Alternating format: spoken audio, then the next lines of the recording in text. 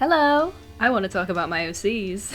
I ran a poll on Twitter and this topic won the big orange, so I'm going to talk about some of my characters from my webcomic Synthesis. So, a bit of background. Synthesis is based in a made-up UK town called Lowridge 200 years in the future. I did this because I have a whole backstory involving aliens, so it just helped to make that aspect a little bit more normalised. Not only that, but I also wanted to normalise things like sexuality, gender, disability, and racial diversity, as these were things that I wanted to both represent and improve on in my story without falling into that whole oppression trope. And also, I just wanted some gay superheroes. I was sick of getting queerbaited by Marvel, man. What can I say? Spite is the most powerful motivator. In all honesty, I didn't intend to develop the story this much. It was only intended to be like a made-up comic book in another story of mine, which I'm hoping to create a more professional and high-quality webtoon for in the future. That comic basically explains how and why there are aliens integrated into society on Earth, so watch this space if you're interested in that. Synthesis, in contrast, was just intended to be used as a drawing practice every week, but then it just got way bigger for its boots. Oopsie! The story follows a superhero firm called Synthesis, a business which is quite common in this universe as the mingling of humans and aliens causes things like superpowers to become more likely. This isn't the only way to get powers, mind you. I also want to include magic and other such things, but the focus is mostly on hero firms that employ these types of people in multiple cities. The primary focus is on two heroes working there, Fox, aka Abigail, and Hema, aka Seijin. Fox, a pyrokinetic, has been slipping up in her work due to a combination of frustration and depression. She's messing up on missions, giving inaccurate reports, and just generally becoming a pain for her superiors to pick up after. So, they decide to pair her with a new hero as part of a mentorship program, hoping that having someone else to be responsible for will focus her and bring back some of that motivation. This, as you might have guessed, is Hema. Hema himself has been struggling to control his ice powers on occasion, causing them to impact his normal life, and hopes that becoming a hero can help him redirect that power into something constructive. So that's the basic premise, but this video isn't about the story, it's about the characters. So with that in mind, let's get into some basic bios and info about the characters so far, shall we? Fair warning, if you're interested in reading the comic, there will be mild spoilers, but I will try to avoid talking about situations or elements that haven't come up yet. No promises, but I'll try. Alright, let's get nerdy. We'll start with our main girl. Abigail Owen is a 32-year-old woman who has been working as a hero for several years at the beginning of the story. As stated before, she is a pyrokinetic, which means that she can conjure and manipulate fire. Abigail's gone through a couple of design changes. She originally started out as more of a vigilante, and that aspect is still kind of maintained in her personality. She's a handful. In addition to the whole messing up at work, she's also pretty volatile and cycles through a multitude of emotions very quickly. She also wears them very clearly on her face, which is so fun to illustrate sometimes. Despite that, she has a very strong moral compass and is empathetic to people once she learns more about them. Appearance-wise, she's around average height for a woman, but around people like Seijin and other characters, she probably seems a lot smaller because we have some pretty tall guys in the firm. She's pretty buff considering her job, and I do try to show that, but sometimes I just forget, and that's definitely something I need to work on. She's also bald, which is a gag I want to do more with in future scenes, and the reason for this is a combo of things. One, I think it's funny when she burns her wig on accident, and it's also funny to think of all the different wigs she has for specific situations. Marge, get me your address book, 4 beers, and my conversation hat.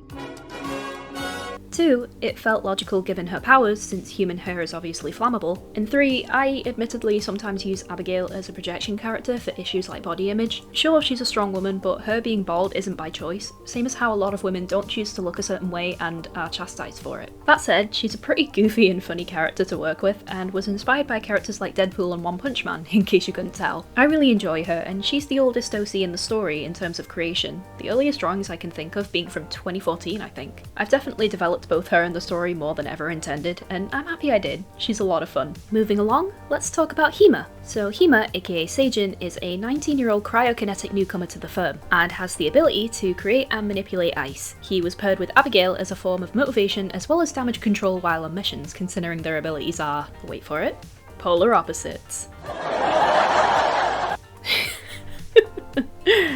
I am unemployed. Seijin is a tricky one because he's obviously already quite powerful, but he's still coming into his own. So as a result, Seijin has a habit of feeling like he has to present himself in a certain way to people, for example appearing as completely new and hapless to Abigail and the others, and even sometimes behaving like an excited child. However, once he feels crossed or found out, such as with Stahl later on, he displays a much more self-assured side to himself. He doesn't do this out of malice, but more as a way to allow others to not feel the need to be standoffish. When he focuses on his powers, he does a good job of keeping it under control, and is even recognised to be very powerful, but when he gets too carried away or emotional, that's when things begin to spiral. And honestly, I feel like that was one of my first pitfalls falls in the comic, since prior to chapter 3, I feel like I got a bit muddled in how I actually wanted Hima's powers and intentions to come across. He's a kid whose powers are getting in the way of his normal life, and wanted to appear like he had a lot to learn from the other heroes despite being somewhat competent. Appearance-wise, Seijin is a beanpole, okay? He also has kind of an outgrown mullet. I tried to make his hair look kind of roundish as the story went on because I wanted it to kind of resemble a snowball. Seijin is also half alien. This is revealed after he gets clocked in the face with a chunk of ice and his nose bleeds blue. I'll just briefly go over some aspects of the alien species. So there are 3 main species in the universe not counting humans. These are Kanju, Bershin, and Guerin. Kanju are tall, blue-skinned, have eyes that tint instead of contract in various lights, and the males have feelers at the back of their heads. No, they are not based on the Avatar movie, this is a coincidence, I swear to god. Bershins are purple-skinned, sharp-toothed, pointy-eared, and have slitted eyes similar to cats.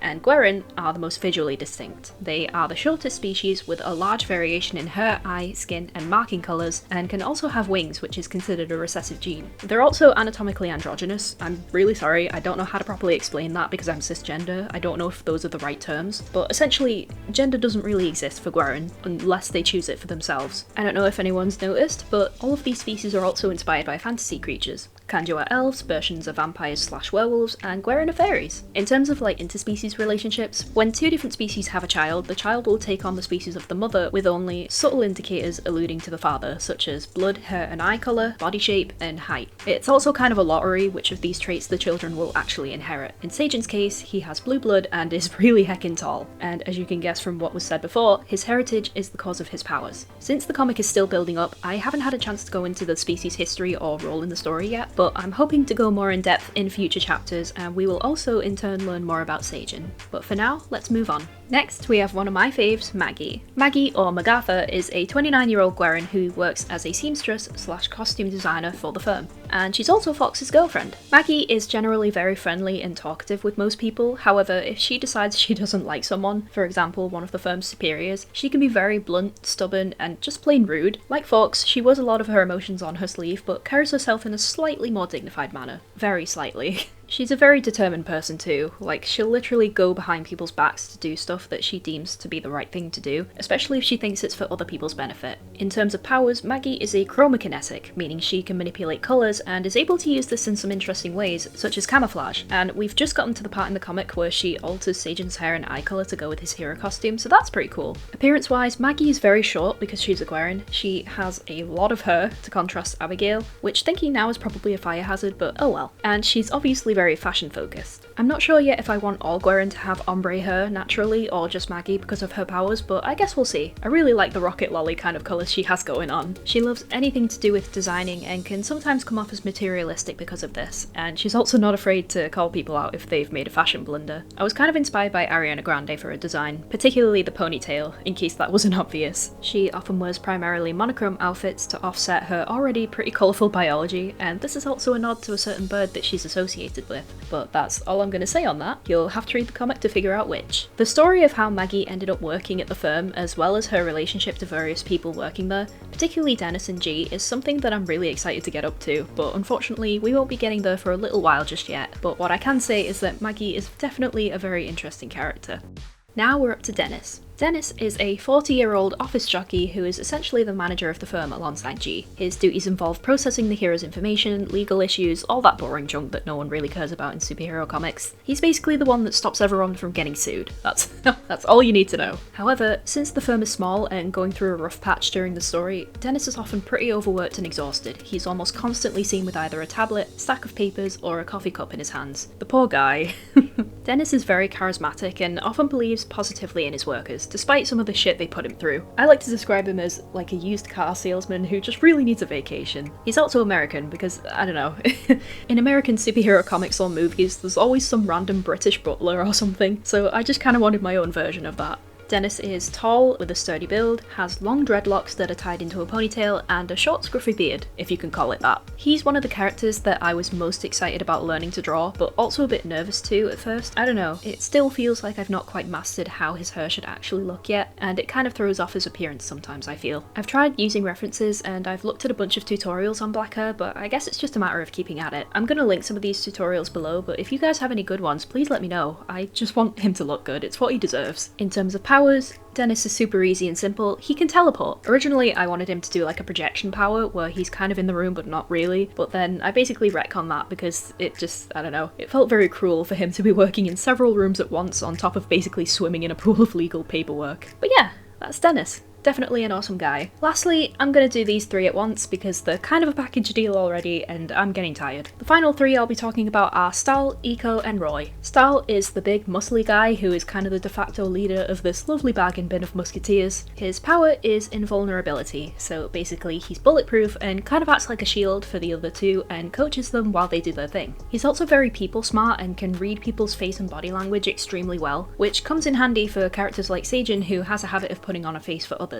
Despite being Bersian, he's actually Danish, which I thought would be hilarious for some reason, and is also very well educated. He's like the wannabe intellectual of the firm. Eco is the youngest of the three, but arguably the most formidable. To others, she can be pretty difficult to read, which is why she hangs around Stahl, and is known to be very calculated with her fighting strategies. Despite her trouble with her emotions, she makes it known if she's unhappy with someone, like Abigail for example, but it takes a long time for her to open up and feel comfortable around people without having someone else to bounce off of. Eco's power is chlorokinesis, meaning she can manipulate plants. She displays this the most via her ability to grow plants from seeds instantly and often fights using homegrown gauntlets made from tree trunks. You do not want to get slugged with one of those. And lastly is Roy, who is a native Bersian who came to Earth and is very happy-go-lucky, and he's really fucking stupid, okay? He's just an absolute lovable dunce. He is very easy to mess with, to the amusement of others, but he's just too sweet of a guy for them to be extremely malicious about it. He can be relatively competitive and relishes in getting into small scuffles, but despite that, he's arguably one of the least experienced of the group. He also has a love for cars and has a vintage one that he absolutely adores and treats like a child, but he also has another object that he's very protective of. So I said in the beginning that I wanted to include other methods of obtaining powers, and with Roy, that comes in the form of a pendant he wears which allows him to transform into various animals. That pendant is called the Vampire Stone, and